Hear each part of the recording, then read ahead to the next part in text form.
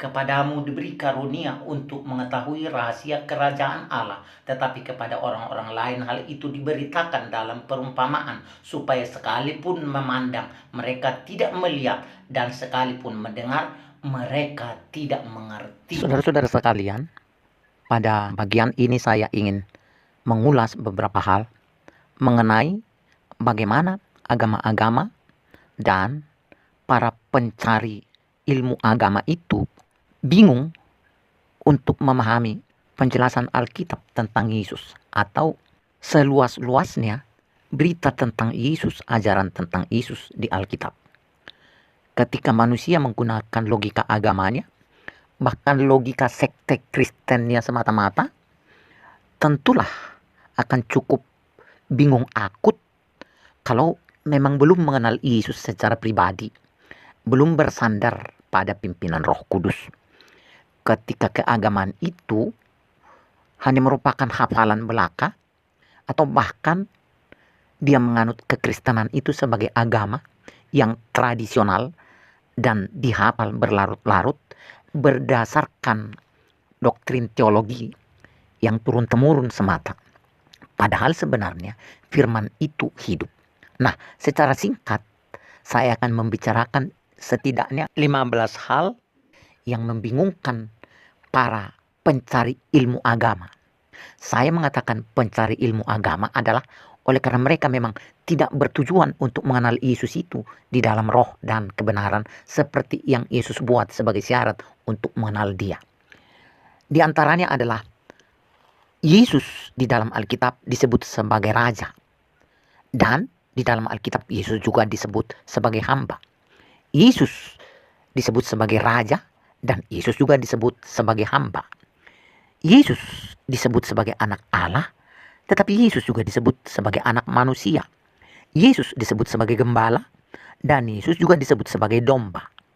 Yesus disebut sebagai Allah, Yesus juga disebut sebagai manusia. Yesus disebut sebagai anak Allah, tetapi Yesus juga disebut sebagai anak manusia.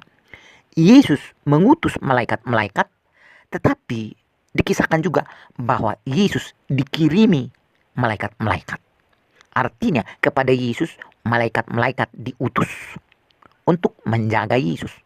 Padahal pada satu sisi Yesus adalah pengutus terhadap malaikat-malaikat. Selanjutnya, Yesus adalah roti yang turun dari surga atau roti hidup, tetapi dia juga makan roti. Disebut juga bahwa Yesus mengutus murid-muridnya ke seluruh dunia, tetapi Yesus juga mengaku dia diutus oleh Bapa.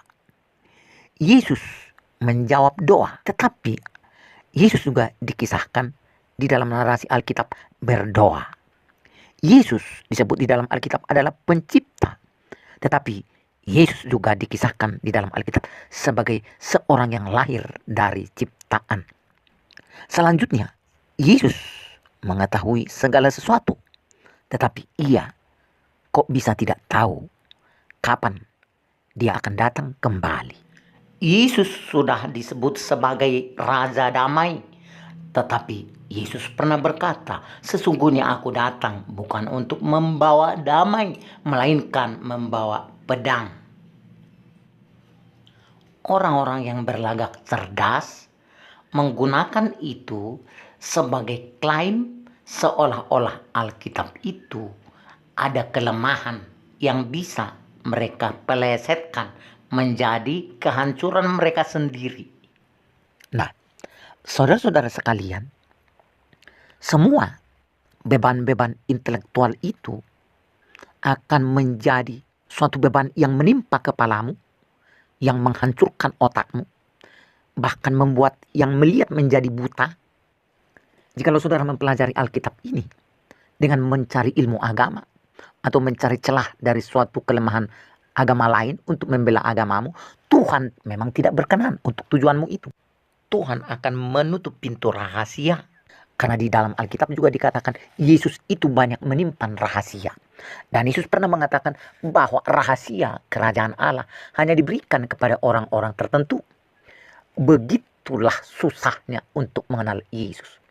Akan tetapi, apabila saya membukakan ini kepada Bapak Ibu, saudara-saudara yang kekasih dalam nama Tuhan, dan saudara bisa mengerti Mungkin Tuhan sedang berkemurahan untuk engkau mengenal Dia dengan benar. Saudara-saudara, mengenai Yesus sebagai Raja itu digambarkan di dalam Alkitab adalah sebagai Raja di atas segala raja. Itulah sebabnya di dalam kitab Filipi ditulis, semua yang ada di sorga dan yang ada di bumi akan bertekuk lutut di hadapan Yesus itu.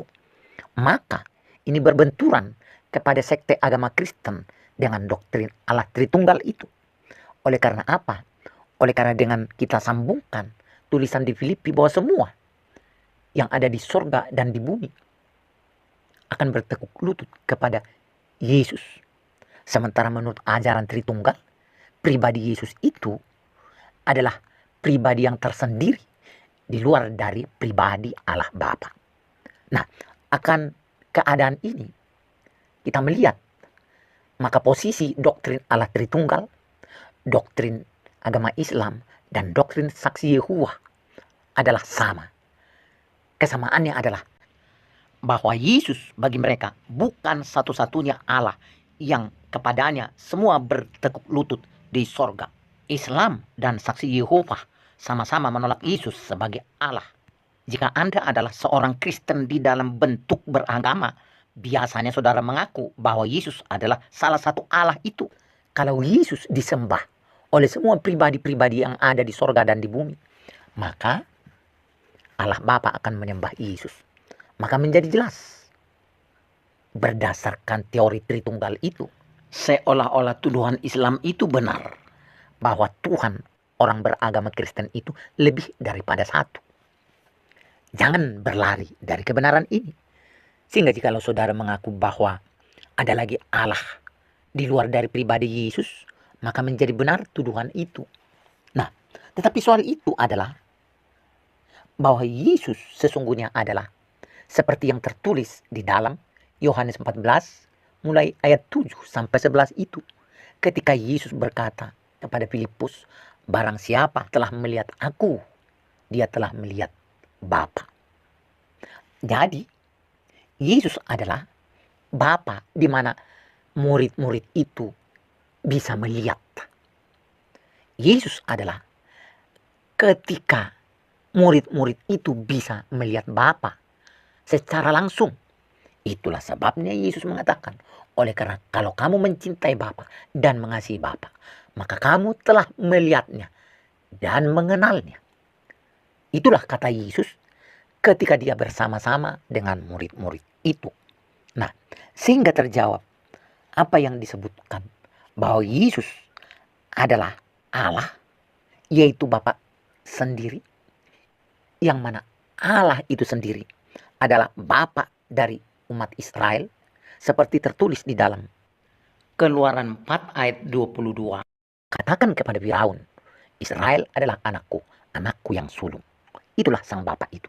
Dan sang Bapa Israel itu, Tuhan yang adalah Bapa Israel itu, datang kepada dunia dengan bermanifestasi pada rupa manusia, tetapi tidak surut, tidak kehilangan keadaannya sebagai roh pada saat yang sama. Dia hanya menambahkan wilayahnya dari wilayah roh dan meluas sampai wilayah daging, materi atau manusia. Jadi dengan begitu Allah tetap satu, yaitu Bapa Allah Israel. Tuhan yang disebut Israel itu sebagai Bapa mengaku di dalam Yesaya pasal 43 ayat 10 sampai 11. Tidak ada juru selamat selain daripadaku. Tidak ada Allah terbentuk sesudah dan sebelum aku. Hanya akulah Tuhanmu dan juru selamat. Kemudian satu-satunya juru selamat itu datang mengambil rupa manusia. Dikatakan, telah lahir bagimu juru selamat, yaitu Kristus Tuhan. Jadi juru selamat yang disampaikan oleh Yesaya itu adalah juru selamat yang bermanifestasi di dalam Yesus Kristus. Itulah sebabnya di dalam Yesaya pasal 9 ayat 5 dikatakan, telah lahir Raja Damai, Bapa yang kekal. Jadi Bapa yang kekal itu telah lahir dan telah ada Itulah sebabnya Yesus mengatakan, sebelum Abraham ada, aku ada. Yesus yang ada sebelum Abraham itu adalah Bapa sendiri di dalam Yesaya pasal 9 ayat 5 itu. Tetapi Yesus yang ada, yang lahir dari Maria, adalah yang mewujudkan diri pada masa pemerintahan Kaisar Agustus ketika Israel dijajah oleh bangsa Roma. Jadi, dengan begitu, juru selamat tetap satu. Tidak ada juru selamat yang berbeda. Nah, selanjutnya, itu menjelaskan kepada kita bahwa Yesus disebut anak Allah. Bukanlah terjadinya dua pribadi, di mana Allah sebagai ayah dari Yesus dalam pengertian kamus. Melainkan Allah sebagai Bapa dari Yesus adalah di mana roh itu, karena Allah adalah roh, seperti tertulis Yohanes 4 ayat 24. Dan ketika Allah yang adalah Bapa itu, yang adalah roh itu, bermanifestasi di dalam rupa manusia, rupa manusianya itulah anak Allah. Lalu mengapa dia dikatakan bahwa Yesus itu adalah anak manusia? Oleh karena tidak tersangkal bahwa Yesus lahir di dalam bahasa manusia. Memang Yesus lahir dari Maria. Akan tetapi itu adalah makna budaya, makna bahasa budaya. Ketika Yesus bermanifestasi di dalam rupa manusia. Akan tetapi, jikalau kita membaca Matius 1 ayat 18, Yesus itu adalah roh yang suci yang dikandung di dalam rahim Maria. Bukanlah rahim Maria menghasilkan satu anak, melainkan Roh Kudus, kuasa dari Tuhan itu sendiri, kuasa Roh Kudus itu sendiri mengambil rupa manusia, membentuk dirinya sendiri menjadi manusia. Oleh karena apa? Tidak bisa seorang wanita sendirian menyimpan bayi di dalam rahim tanpa adanya perkawinan dengan seorang pria. Itu artinya seluruh keberadaan Yesus di dalam rahim Maria itu tidak terkait pada kemanusiaan Maria sebagai orang berdosa. Nah, itu artinya ketika Allah bermanifestasi menjadi manusia, kemanusiaan Yesus itu adalah manifestasi. Bukanlah manusia di dalam makna biologis. Sekalipun tampilan dari Yesus itu memang berserah diri di dalam rupa manusia, sehingga dia mewujudkan kemahakuasaan kasihnya itu, kemahabesaran kasihnya itu kepada manusia. Turut merasakan penderitaan manusia, turut merasakan kematian, dan turut menanggung, mengambil alih tuntutan hukum Taurat yang memang seharusnya ditimpakan kepada manusia yang berdosa. Nah, selanjutnya, mengapa Yesus disebut sebagai gembala dan Yesus juga disebut sebagai domba? Semua perseberangan diksi itu tidak membuat sama sekali Alkitab itu kontradiksi, melainkan sedang menjelaskan betapa Yesus itu adalah ekspresi mulia, perbuatan, aksi daripada Tuhan yang Maha Kuasa itu di dalam segala kesempurnaan mutlak, di dalam berkuasa, di dalam berbijak, di dalam berkasih sayang. Jadi Yesus adalah gembala yang baik. Yesus mengatakan, gembala yang baik menyerahkan nyawanya bagi domba-dombanya. Nah, sejak semula di dalam perjanjian lama, Allah juga pada posisi sebelum Yesus hadir sebagai manifestasi daripada Bapa itu, Yahweh itu, Allah Israel itu sudah menyatakan dirinya sebagai gembala. Lalu mengapa Yesus harus menyatakan dirinya juga sebagai anak domba Allah. Oleh karena dia harus menuntun manusia, memberikan teladan standar seharusnya menjadi domba yang digembalakan kepada manusia itu. Itulah sebabnya Yesus di dalam keadaan manifestasi Allah dalam rupa manusia itu mentaati seluruh kebenaran itu secara sempurna. Oleh karena dia adalah domba, manifestasi Bapa yang jadi manusia itu mempraktekkan ketaatan sebagai domba yang mendengar kepada gembala, kepada suara dari sang pemelihara manusia itu. Maka Yesus datang sebagai anak domba Allah. Selanjutnya, mengapa Yesus adalah Allah dan Yesus adalah manusia? Tadi sudah kita jelaskan bahwa keadaan Yesus sebagai manusia itu adalah kesanggupan dan kemahakuasaan Allah berperan, bermanifestasi di dalam manusia yang setara dengan Allah. Mengapa kemanusiaan Yesus itu setara dengan Allah? Oleh karena Yesus sendiri adalah Bapa sendiri, Allah sendiri yang bertindak di dalam rupa manusia, bermanifestasi di dalam rupa manusia. Maka manifestasinya Allah itu sendiri adalah Allah sendiri ketika hadir dalam keadaan yang nampak. Lalu kita membaca di dalam Alkitab bahwa ada ayat di mana Yesus mengutus malaikat-malaikatnya ke bumi. Tetapi di dalam keadaan sebagai hamba Tuhan, keadaan manusianya Yesus itu menempatkan dirinya di dalam fungsi sebagai pesuruh, sebagai yang diutus melaksanakan misi penyelamatan itu. Maka kepadanya dalam keadaan sebagai manusia, ketuhanannya mengutus malaikat kepada manusianya itu. Apakah boleh Tuhan berperilaku sedemikian dan bertindak sedemikian? Karena memang Tuhan bukanlah Tuhan di dalam konsep yang tertanam di dalam kuburan dan tempurung agama yang kita pahami selama ini. Yesus disebut roti hidup dan Yesus sendiri makan roti. Mengapa Yesus disebut roti hidup?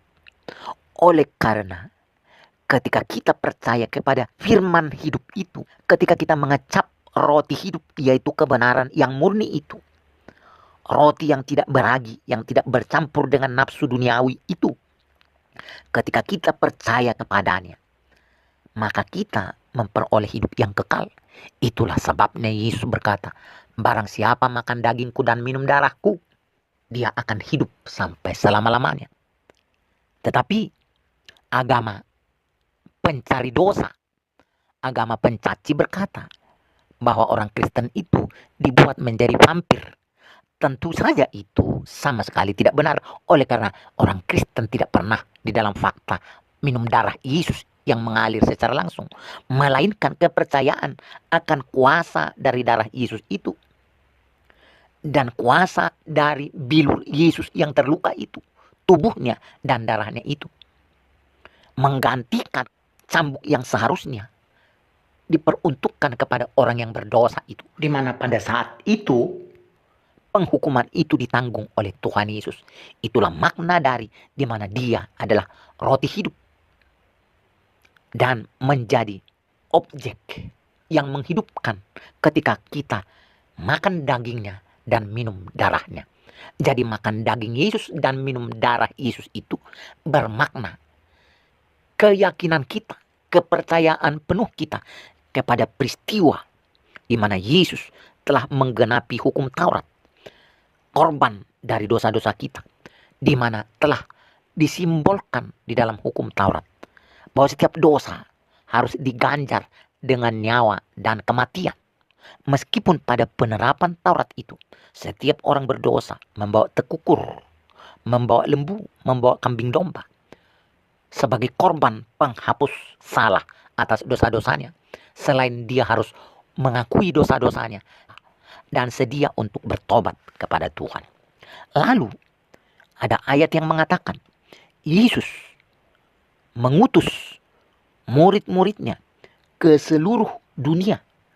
Sementara ada ayat yang menjelaskan oleh Yesus sendiri mengatakan, aku diutus kepada orang-orang yang tersesat dari Israel. Nah, Yesus sebagai yang diutus kepada Israel dalam jabatan di mana dia sebagai nabi yang pada masa tertentu ditetapkan untuk menyelamatkan bangsa Israel yang mau mencari Tuhan. Itulah sebabnya para murid-murid itu, orang-orang yang percaya, yang pertama percaya kepada Tuhan, kepada Yesus, kepada Bapa melalui Yesus adalah orang-orang Yahudi, Israel. Selanjutnya, Yesus mengutus murid-muridnya ke seluruh dunia. Berarti di dalam posisi itu, Yesus adalah juru selamat dunia. Di mana pada kerajaan 1000 tahun, seluruh bangsa, seluruh suku yang pernah diciptakan oleh Tuhan, dari antara mereka yang mau percaya, akan menjadi anak-anak dari Sang Penebus. Itulah sebabnya di dalam kitab Wahyu, Yesus berkata, mereka akan menjadi anak-anakku dan aku menjadi Allah mereka. Jadi, dalam hal Yesus diutus kepada bangsa Israel, tidak ada yang salah. Tetapi bahwa Yesus adalah Bapa sendiri yang di dalam rupa manusianya menyelamatkan seluruh bangsa. Itulah sebabnya disampaikan terjadinya perdamaian, kesatuan antara bangsa yang mengenal Tuhan dengan bangsa kafir. Jadi bangsa kafir yang sesungguhnya menurut Alkitab adalah bangsa di luar dari anak perjanjian, yaitu keturunan langsung dari Abraham, Ishak, dan Yakub. Tetapi seluruh bangsa di luar Israel, termasuk orang Jerman, termasuk orang Belanda, Inggris, United States, Spanyol, Arab, dan sebagainya, semua itu adalah bangsa kafir. Bukan orang kafir, bangsa kafir. Tetapi dari bangsa kafir itu, Tuhan memberikan kasih karunia untuk dicangkokkan kepada pohon utama, yaitu Israel.